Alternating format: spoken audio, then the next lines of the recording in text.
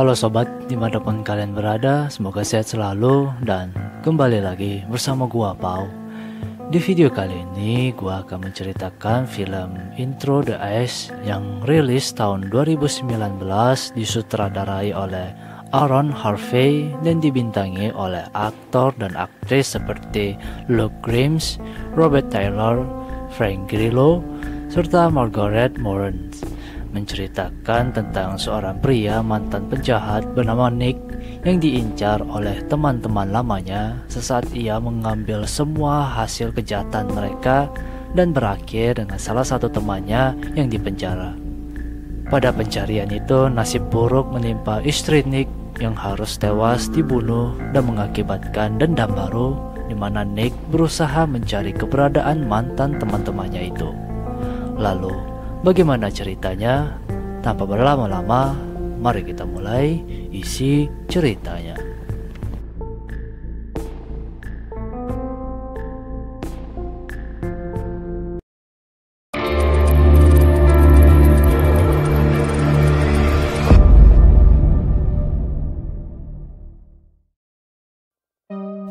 Pada awal cerita, entah telah berapa tahun setelah Nick berhenti menjadi penjahat, ia mencoba memulai hidup baru dengan bekerja di sebuah pabrik pembuatan kursi, serta Sloan, mantan rekan Nick yang masuk penjara, akhirnya bebas dijemput kedua temannya yang bernama Charlie dan Bruce.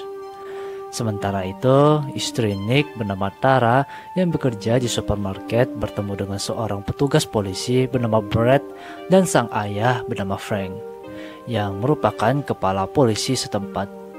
Ketika itu, kita akhirnya mengetahui jika hubungan Tara dan keluarganya terlihat tidak baik setelah ia menikah dengan seorang pria mantan penjahat. Ketika malamnya, Nick pun pulang ke rumah dan disambut Tara yang sedang memasak, di mana mereka terlihat bahagia saat itu. Namun, mereka tidak tahu tentang ancaman yang akan menghampiri mereka sebentar lagi, di mana Sloan ternyata pergi ke suatu tempat dan bertemu dengan seorang pria yang nampaknya ditugaskan Sloan untuk mencari keberadaan Nick.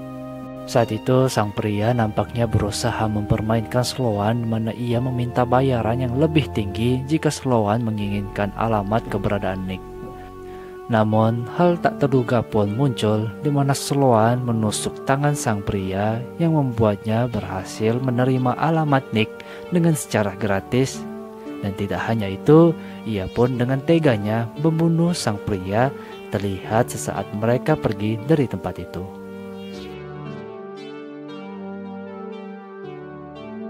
Pagi itu, ketika berada di pabrik, Nick bertemu dengan temannya bernama Sal, di mana mereka ternyata sedang membangun sebuah pondok di tengah hutan. Tidak ada perbincangan yang menarik saat itu, namun mereka berniat pergi di akhir pekan dan meninggalkan istri-istri mereka di rumah. Niat Nick untuk pergi pun langsung diiyakan oleh sang istri karena Tara merasa jika Nick butuh liburan untuk memulihkan pikirannya, di mana pada malam itu ia pun langsung pergi dengan membawa mobilnya dan juga menjemput Sal di rumahnya. Perjalanan mereka pun berhenti sesaat di sebuah bar, di mana mereka mengenal pemiliknya yang bernama Jordan.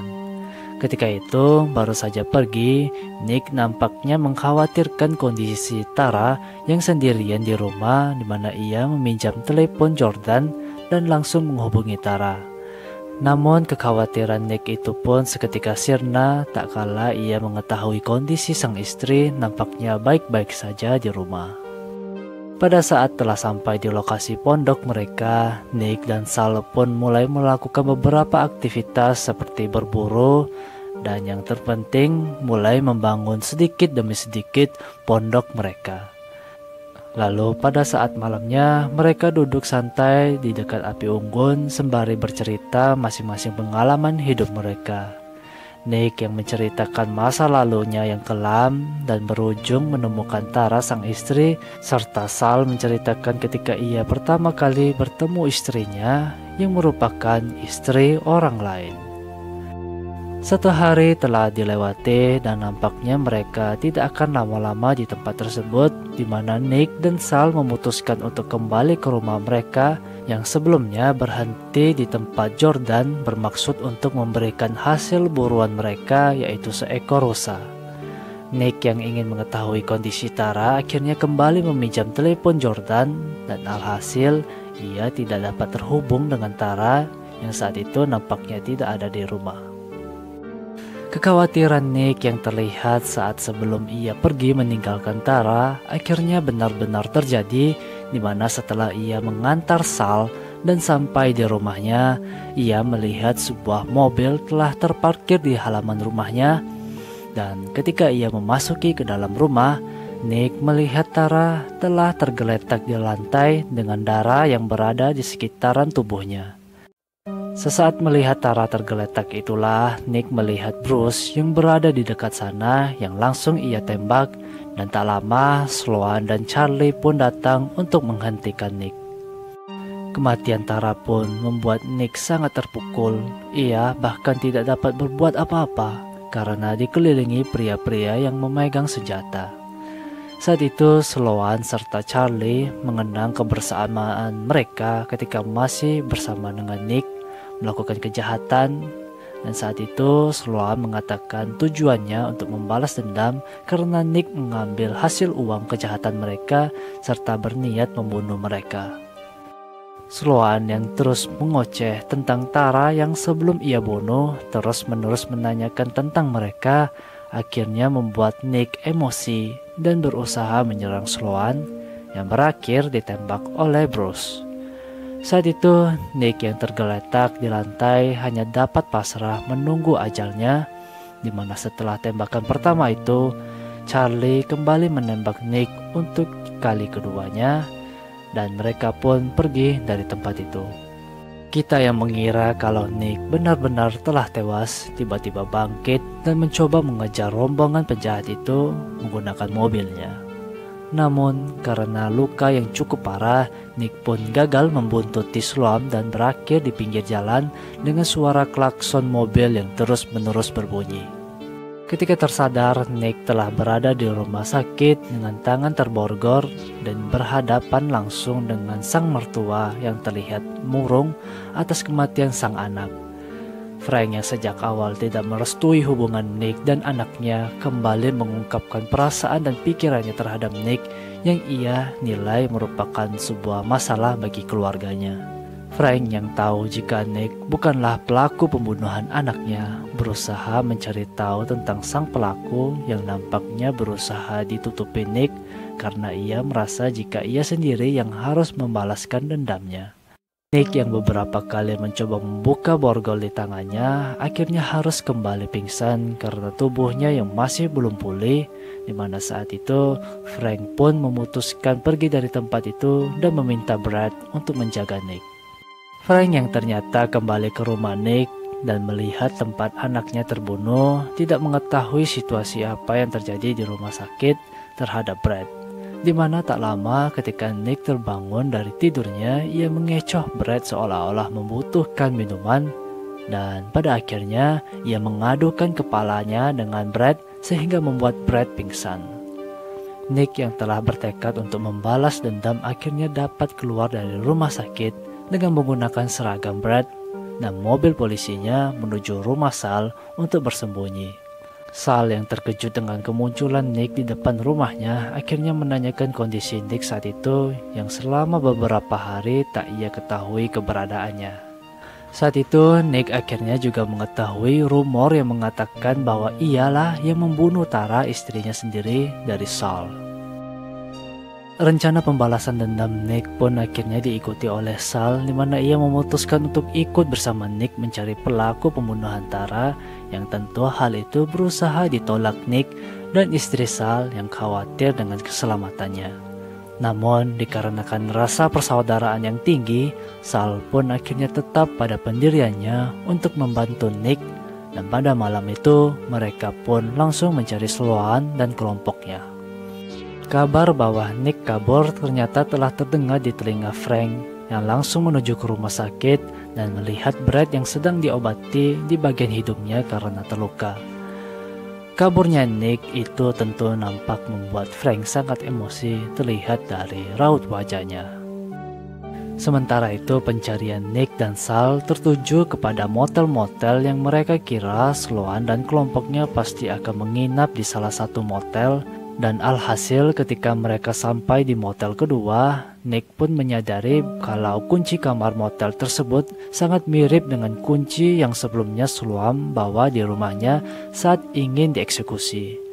Ketika itu dengan menggunakan identitas milik Brad, Nick pun menyamar sebagai petugas polisi yang pada akhirnya petugas motel tersebut memberitahukan identitas penyewa sebelumnya serta Nick yang diperbolehkan untuk mengecek kamar motel tersebut. Setelah memasuki salah satu kamar yang diyakini sebelumnya disewa oleh Sloan dan kelompoknya, Nick dan Sal pun tidak menemukan siapapun atau benda-benda apapun di kamar tersebut dan mengira kalau Sloan dan kelompoknya telah pergi dari sana. Sementara itu, entah apa yang dilakukan Frank, ia nampaknya berada di sekitaran rumah Sal dan sepertinya mencurigai mobil yang tertutup terpal, di mana sebenarnya mobil tersebut adalah mobil polisi yang dicuri Nick dan disembunyikan di tempat Sal. Namun sebelum mengecek mobil tersebut, Frank pun mendapatkan panggilan bahwa ada kontak senjata di salah satu tempat, di mana ternyata tempat tersebut adalah motel yang sebelumnya didatangi oleh Nick dan Sal. Ketika sampai di lokasi itu, Frank pun menemukan beberapa orang tergeletak di tanah dan diyakini mereka semua telah tewas dengan mengeluarkan darah yang cukup banyak. Pada bagian ini kita belum tahu siapa orang-orang yang tewas tersebut karena wajah mereka yang tertutup. Namun hal menarik pun muncul di mana sesaat Frank mengambil handphone salah satu pria yang kemungkinan merupakan Charlie, ia terlihat menelepon seseorang dan orang tersebut mengatakan nama Sloan yang sedang berada di pom bensin. Lalu tak lama terdengar suara tembakan dan teriakan. Tak butuh waktu lama, Frank yang mendengar suara itu pun langsung menuju ke pom bensin dan lagi-lagi menemukan seorang pria yang tergeletak di tanah dan diyakini telah tewas. Ketika itu, Frank tidak menemukan pelaku penembakan dan ia hanya terdiam dan terbengong dengan mulut yang selalu terbuka. Keesokan paginya saat Frank ke kantor dan bertemu Brad yang tidak mengetahui identitas orang-orang yang tewas di motel maupun di pom bensin, akhirnya mendapatkan panggilan telepon dari Jordan yang merupakan teman Nick mengatakan bahwa Nick berkemungkinan berada di pondok yang sedang ia buat. Mendapatkan informasi tersebut, Frank pun langsung menuju ke lokasi pondok yang dibuat Nick dan saat itu ia menemukan Nick yang sedang terduduk lemas di kursinya. Ketika itu, Frank pun meminta Nick menceritakan kejadian sesungguhnya dan akhirnya kita mengetahui sesaat Nick dan Sal tidak menemukan siapapun di salah satu kamar motel, mereka pun memutuskan untuk pergi dari tempat itu. Namun saat mereka ingin memasuki mobil, sebuah tembakan pun meluncur sehingga melukai Sal dan penembak itu pun menembak petugas motel yang keluar ruangan. Pelaku penembakan itu secara membabi buta terus-menerus menembak ke arah Nick. Namun dengan keahliannya, Nick dapat mengecoh pelaku dan menembaknya dari belakang yang ternyata itu merupakan Charlie, salah satu mantan rekan Nick. Saat itu Charlie pun memberitahukan keberadaan Sloan yang berada di pom bensin dan setelahnya ia pun ditembak mati oleh Nick, lalu Nick yang langsung pergi menuju ke lokasi pom bensin. Saat telah sampai di pom bensin dengan membawa senjatanya, Nick pun memasuki minimarket dan akhirnya menemukan Bruce lalu menembaknya hingga tewas. Saat penembakan itu, Nick pun tertangkap basah oleh Sloan yang ternyata berada di luar minimarket dan mulai menembak Nick secara terus-menerus. Penembakan Sloan pun berhenti sesaat pelurunya habis dan suara sirene polisi yang mendekat ke arah mereka. Saat itu, Nick pun mengejar Sloan yang kabur dengan menggunakan mobilnya. Namun hal aneh pun muncul. Entah kenapa saat proses pengejaran itu, mobil yang dikendarai Sloan pun tiba-tiba terbalik sendiri sehingga membuat Nick dapat mengejarnya lalu memukul Sloan hingga pingsan. Entah apa yang terjadi dengan Sloan setelah itu, yang pasti saat malam harinya Nick telah berada di pondoknya dan berdiri di api unggun yang ia buat. Setelah selesai menceritakan kejadian tersebut, Nick pun memberitahukan kepada Frank bahwa ia tidak ingin masuk penjara dan bersedia menerima hukuman lain. Ketika itu, Frank mengatakan bahwa Nick tidak seharusnya melakukan pembunuhan untuk membalaskan dendam Tara istrinya dan menyerahkan semuanya terhadap hukum. Namun dikarenakan rasa sakit yang ia terima akibat kematian Tara, Nick pun berpikir kalau nyawa harus dibayar dengan nyawa. Dan ucapan terakhirnya yang kembali ia ucapkan bahwa ia tidak ingin masuk penjara dan lebih memilih untuk hukuman berat lainnya, di mana diyakini hukuman lain itu ialah kematiannya sendiri, karena setelah pertemuan itu Frank hanya terlihat sendirian berdiri di pinggir jalan, lalu film pun berakhir. Oke sobat, di film ini dapat kita lihat bahwa perilaku buruk di masa lalu akan selalu mengikuti kita walaupun kita sendiri telah berubah menjadi lebih baik. Seperti banyak orang bilang bahwa karma itu ada dan akan menimpa kita sewaktu-waktu, entah besok, lusa, atau tahun-tahun berikutnya. Dan saat waktu itu tiba, kita hanya bisa menerima dan berpikir kembali tentang keburukan-keburukan di masa lalu. Oke sobat, sampai di sini dulu videonya. Jangan lupa klik tombol like, komen, dan subscribe. See you again.